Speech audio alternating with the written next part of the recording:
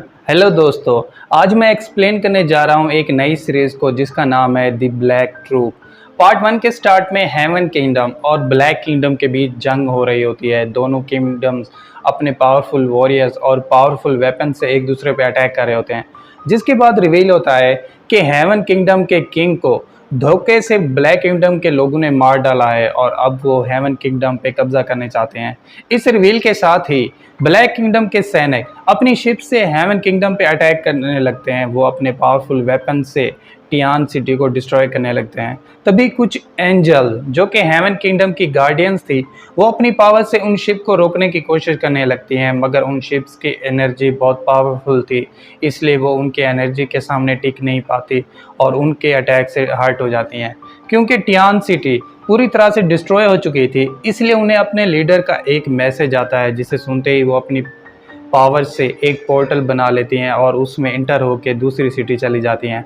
क्योंकि एंजल्स वहाँ से भाग रही थी, इसलिए ब्लैक किंगडम के सैनिक उनका पीछा करने लगते हैं, मगर वो पोर्टल सिर्फ हेवन किंगडम के एंजल्स के लिए था, इसलिए वो उसमें से गुजर नहीं पाते।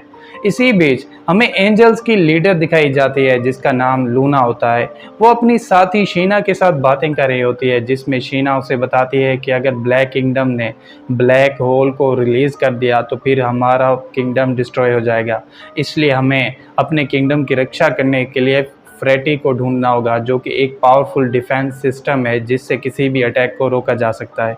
ये सुनते ही लूना अपनी एंजल्स की आर्मी के पास चली जाती है और उन्हें बताती है कि आज से 20,000 साल पहले केशा ने हेवन किंगडम को डिस्ट्रॉय करने की कोशिश की थी, मगर 3 होली किंग्स ने मिलकर उसे डिस्ट्रॉय कर दिया था और अब 20,000 साल के बाद फिर से हेवन किंगडम पे ख़तरा मंडला रहा है। इसलिए चाहे अपनी जानों की ही कुर्बानी क्यों ना देनी पड़े, हम इस किंगडम को कभी भी ब्लैक किंगडम के लोगों के हवाले नहीं करेंगे। अपने लीडर की बात सुनते ही सभी एंजल्स फाइट करने के लिए रेडी हो जाती हैं।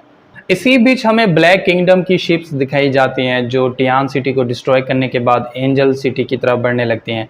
तभी हमें उनका किंग दिखाया जाता है, जिसका नाम चेंग होता है।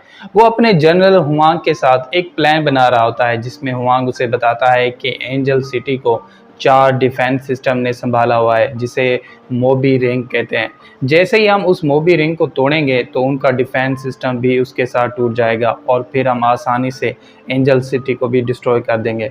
वो दोनों एक दूसरे के साथ बातें कर ही रहे होते हैं, तभी उनकी शिप्स जिनसे वो हेवन किंगडम पे अटैक कर रहे थे, वो एक एक करके डिस्ट्रॉय होने लगती हैं, जिसके बाद लूना फ्लाई करके उनके सामने आ जाती है। लूना को देखते ही किंग चेंग हंसने लगता है और उसे कहता है कि क्योंकि तुम यहाँ आ गई हो, इसलिए आओ बैठ के गपशप करते हैं। मगर लूना कहती है कि मैं यहाँ गप्पे मारने नहीं बल्कि तुम्हारी जान लेने आई हूँ। ये कहते ही लूना अपनी सोर्ड की पावर्स को एक्टिवेट कर लेती है और उससे किंग चेंग पे अटैक कर देती है, मगर किंग चेंग की शिप के आगे एक बैरियर बन जाता है, जिससे लूना का अटैक वहीं पे डिस्ट्रॉय हो जाता है और किंग चेंग ये देख के खुश होने लगता है। तभी लूना को अपनी सैनिक की कॉल आती है, जिस पे वो उसे बताती है कि हमारा अटैक रेडी हो चुका है, इसलिए आप फ़ौरन वहाँ से चली जाओ। ये सुनते ही लूना वहाँ से चली जाती है। तभी एक रेसो सर्कल किंग चेंग की शिप के पास आ जाता है, जिसके थोड़ी देर बाद ही किंग चेंग की शिप्स डिस्ट्रॉय होना शुरू हो जाती हैं। जिसके बाद रिवील होता है कि उस रेसो सर्कल से इनविजिबल एनर्जी बाहर निकल रही है, जो सीधा किंग चेंग की शिप्स से टकरा रही है, जिससे वो शिप्स वहीं पे डिस्ट्रॉय होती जा रही हैं। क्योंकि उन्हें समझ नहीं आ रही थी कि हो क्या रहा है, इसलिए किंग चेंग अपनी पावर से अपनी शिप के पास एक और डिफेंस सिस्टम बना लेता है और शिप को हुआंग के हवाले करके वहां से चला जाता है। अब हमें लोशो सिटी दिखाई जाती है, जहां पे हेवन किंगडम की क्वीन लाइशा एंजल्स की ट्रेनिंग देख रही होती है।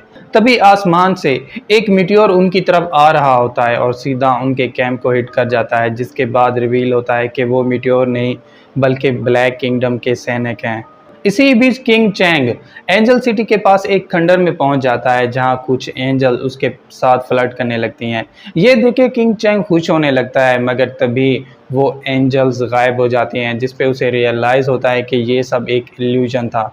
इसी बीच लूना भी वहां आ जाती है, जिसे देखते ही वो अपनी सोर्ड को बाहर निकाल लेता है। क्योंकि किंग चेंग हेवन किंगडम पे कब्जा करना चाहता था, इसलिए बिना वेट किए लूना किंग चेंग के साथ फाइट करने लगती है। दोनों अपनी स्वॉर्ड से एक दूसरे के साथ अटैक फाइट करने लगते हैं। क्योंकि लूना की पावर किंग चेंग से काफ़ी ज़्यादा थी, इसलिए वो अपनी स्वॉर्ड से किंग चेंग पे अटैक कर देती है, जिससे किंग चेंग काफ़ी हर्ट हो जाता है।